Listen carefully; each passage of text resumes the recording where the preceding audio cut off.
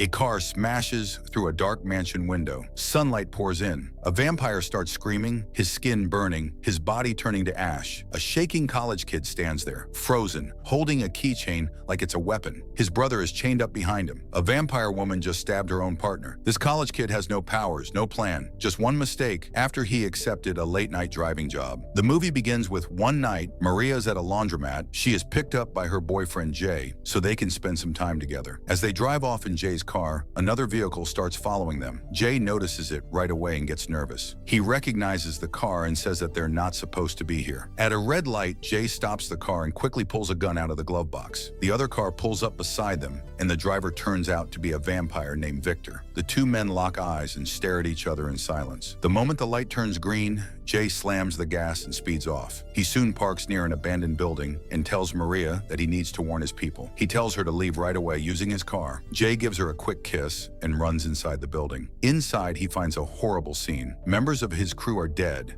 hanging from the ceiling. Before he can react, Jay hears glass breaking outside. He rushes back out, only to see that his car door has been ripped clean off and Maria's gone. The next day, Jay's younger brother Benny is asleep in class. His classmates laugh when the teacher wakes him up. After class, Benny finishes writing some papers and sells them for cash. He then uses the money to buy a new piece of equipment for his mixer, since he dreams of becoming a musician. When Benny gets home, he greets his grandmother and heads to his room to work on music. But loud arguing from another room catches his attention. He goes to check and finds Jay yelling on the phone about trust issues and Maria. Jay hangs up as soon as he notices Benny standing there. Benny asks Jay if he wants to hang out later that night, but Jay says he'll be busy. When Jay mentions that nobody will be covering his car that night, Benny jumps at the chance because he needs the money. Jay refuses at first, saying Benny is a terrible driver. Benny keeps asking questions, especially about a strange knife Jay pulls out of a box and about what he's planning to do that day. Jay snaps at him for asking too much, but then feels bad and finally agrees to let Benny cover his chauffeur job just this once. Jay lays down strict rules. Benny has to wear a suit, keep the car spotless, not blast the music, and pretend to be Jay, since the license and registration are under Jay's name. He also shows Benny how to start the car using a button on the keychain. Later that night, Benny drives to Beverly Hills to pick up two women named Blair and Zoe. They give him 5 different addresses and tell him they need to go to every single party on the list. The final stop must be reached by morning, no excuses. On the way to the first party, the women start messing with Benny, playing awkward games and asking uncomfortable questions like who he would sleep with, marry, or kill. Benny tries his best to answer without sounding weird or unprofessional. When they arrive at the first location, Benny notices something strange. Blair and Zoe are allowed into the building only after someone scans a special button they're carrying. At the same time, Jay is talking with a friend about how guilty he feels for breaking the peace that's lasted for 3 generations. His friend tells him this isn't on him, it's Victor who broke the rules. By doing that, Victor has started a war with Boyle Heights. Jay and his friend begin preparing their weapons as the rest of their crew shows up. They all agree on one thing: they need to find Victor and kill him before the sun comes up. At the party, Benny ends up falling asleep inside the car. He suddenly wakes up when he hears a woman scream. Curious and confused, he steps out of the car. As he walks, he accidentally kicks something on the ground. It's one of those special buttons the girls use. He picks it up and quietly keeps it. Not far away, a van is watching him, and someone inside is aiming a crossbow right at him. Benny has no idea though, because Blair and Zoe come rushing back and tell him it's time to leave. Benny drives them to the second party. This time he waits in the parking lot while trying to catch up on some college reading. His focus is broken when Zoe's phone starts ringing. He wants to ignore it, but then he sees a message pop up from Victor. The text asks about Jay and says he can't wait to see the look on Jay's face. Now worried, Benny tries calling his brother, but it goes straight to voicemail. Feeling uneasy, he grabs Zoe's bag and looks inside. What he finds freaks him out: a massive stack of cash, and some of the bills are covered in blood.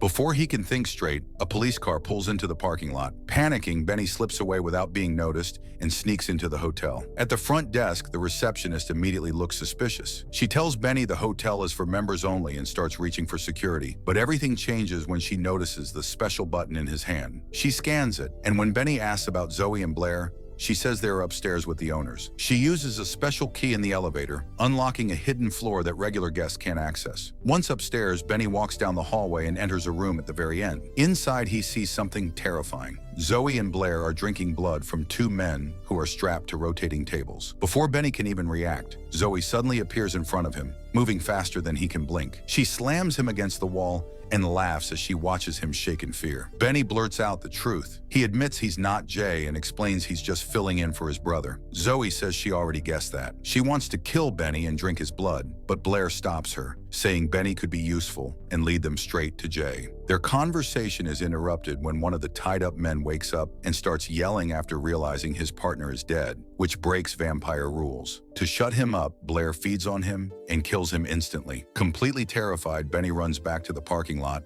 and tries to explain everything to the police officer. When he starts talking about murders, the cop cuffs him and tries to force him into the trunk of his car. But before that can happen, Blair and Zoe return. They calmly tell the officer that Benny belongs to them. The cop already knows about vampire society and the rules that govern it. The girls claim Benny simply misunderstood what he saw. The officer isn't convinced. He says he never got a call about any collectors being out tonight. The girls tell him to call Victor himself if he has a problem, then they take Benny and leave. When the cop tries to text for backup, Zoe grabs his phone and crushes it in her hand. A short time later, Benny is back behind the wheel, driving the girls again. At a red light, he finally sees a chance and tries to run. But in a flash, Zoe uses her super speed and throws him right back into the car, reminding him there's no escape. Meanwhile, Victor's at his house, calmly drinking blood straight from a tap. The tap is connected to several prisoners who are locked inside glass cages, completely trapped and helpless. Victor even takes a selfie with them before walking out like it's nothing. He gets into his car and heads to his boss's place, where he meets two powerful vampires named Eva and Grace. They immediately scold him, calling him reckless for breaking the long-standing truce. They tell Victor that because of what he's done, they now have to kill him. Victor doesn't back down. He admits he's tired of playing middleman and living without real freedom under the truce. That's why he sent his girls out to wipe out all the vampire bosses. Once they're gone, everything will belong to him. Eva and Grace, he says, are just the next names on his list. Back in the car, Blair finally explains everything to Benny. She tells him that Zoe is Victor's girlfriend and that she and Blair handle money for different businesses and blood clubs. Victor is done being powerless, so now they're making their move. There are 5 vampire bosses who control most of Los Angeles, and they need to be taken out in one single night to avoid attention. Jay leads a crew that protects Boyle Heights and knows how to kill vampires. Victor originally wanted Jay to take out the bosses for him, but when Jay refused, the backup plan was for the girls to hire Jay as a driver and bring him to Victor by the end of the night. Instead, they ended up with Benny. When Blair asks him where his brother is, Benny refuses to answer. She doesn't push it and casually shares a joint with him instead.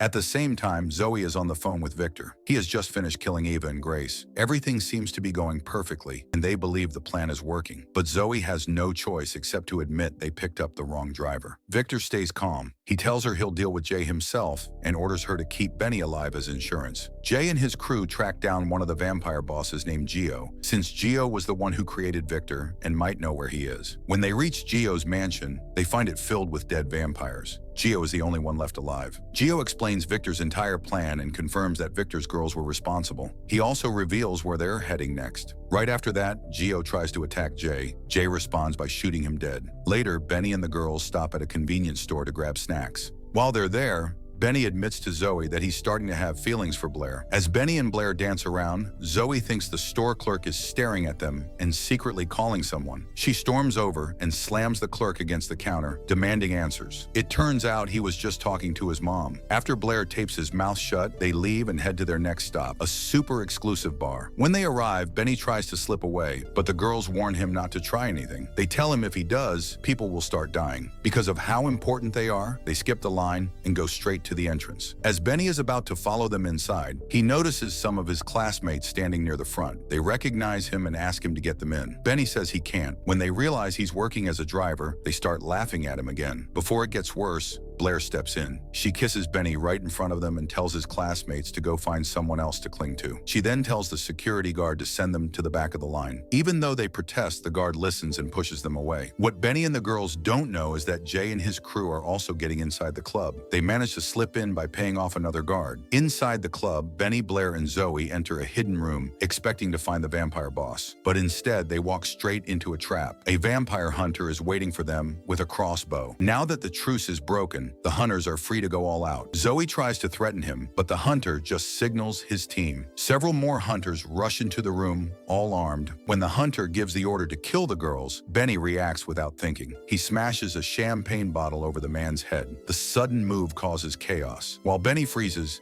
Staring at the deep cut the broken glass left on his own hand, the vampires move fast and wipe out the entire hunter team. The three of them rush out of the club right after. As they leave, Jay spots them and immediately tries to follow, realizing Benny is with them. Before he can catch up, another vampire attacks. Jay uses a special knife that burns the vampire's body until there's nothing left. On his way out of the club, a vampire hunter approaches Jay and asks him to join their side. Jay refuses. He tells her he doesn't want to wipe out all vampires. He only wants Victor. As Jay and his crew drive away, a police officer pulls them over. The cop delivers a message. Victor is waiting for Jay and says his brother sends his regards. Benny speeds off with the girls while hunters fire crossbows at the car. He manages to escape and takes them to his grandmother's house. When they enter, his grandmother attacks them with a baseball bat, thinking they're burglars. Once she sees Benny's injured hand, she immediately switches into caretaker mode. She drags him into the kitchen and starts stitching the wound and wrapping it up. Blair stays close and helps her. While this is happening, Zoe sneaks off to the bathroom to call Victor and update him on everything. Afterward, Benny grabs one of Jay's knives from the box he noticed earlier. He then goes to his room and finds Blair listening to his music. She actually likes it. Benny opens up and tells her about his dream of making it big with his music someday. In return, Blair shares her past. She explains how she met Zoe back in the 1970s and how Zoe was the one who turned her into a vampire and gave her a new life. They grow closer through the conversation. Blair suggests leaving Benny behind to keep him safe, but Zoe refuses. It doesn't really matter anyway, because Benny decides he wants to go with them. Meanwhile, Jay meets Victor at an empty restaurant. At the restaurant, Jay and Victor talk about the truce that's been broken. The conversation doesn't last long. Jay suddenly pulls out his gun and shoots Victor straight in the head, but it doesn't work. The bullet hole slowly closes on its own. Victor smirks and casually drops the truth. He's already killed Maria. Meanwhile, Benny, Blair, and Zoe arrive at their final stop. This is where the last vampire boss, Rocco, lives. Rocco welcomes them inside, but not without mocking Benny first. He quickly points out that no one called ahead and that they clearly weren't invited. Zoe pretends to flirt with Rocco to keep him distracted. While she keeps him busy, Blair and Benny head outside to sit near the pool. After another deep, emotional talk, they start kissing, but Blair suddenly pulls away and admits the truth. Victor has Jay. Inside the house, Zoe makes her move and tries to stab Rocco, but he already knows why they're there. He calls for backup and chaos breaks out. As the vampires fight inside,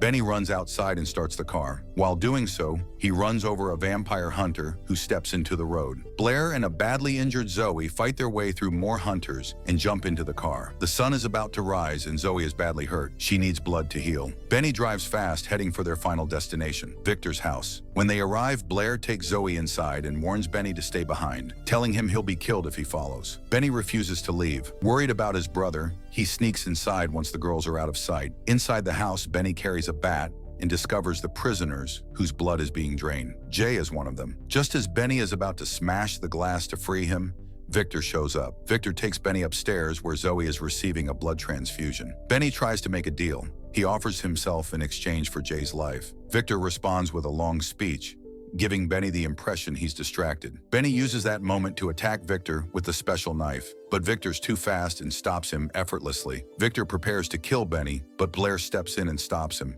admitting she wants out of this life. This enrages Zoe. She believed they would be together forever. During their argument, Zoe suddenly stabs Blair in the stomach. At that exact moment, Benny presses the button on his keychain. Earlier, he had placed a rock on the car's gas pedal. The car suddenly moves forward and crashes through the window. Sunlight floods the room, instantly burning Zoe to ashes. Benny grabs Zoe's knife and turns around just as Jay appears, still chained up. Benny moves closer, but it turns out to be a trap. Victor tries to force Benny into the shadows so he can bite him. Blair, still alive, jumps onto Victor and stabs him over and over. Victor throws her aside easily, but then Jay attacks. Jay shoves Victor directly into the sunlight, finally killing him for good. Blair crawls over to Benny and checks his wounds. Realizing he won't survive, she makes a choice. She feeds him her blood, turning Benny into a vampire. A few days later, Jay meets Benny for dinner after visiting Maria's memorial. Benny tells Jay he won't forget who he needs to protect when chaos takes over the city. Before leaving, he gives Jay a bag filled with money. Later, Benny tries to study at the library, but he keeps getting distracted by the sound of a woman's heartbeat. Unable to focus, he walks outside and runs into his classmates. They're surprised to see him after he's been missing for so long. Benny tells them he's fine. Just then, Blair pulls up in a luxury car to pick him up. The sight leaves Benny's classmates completely speechless. If this story hooked you, subscribe. More crazy movie explanations are coming.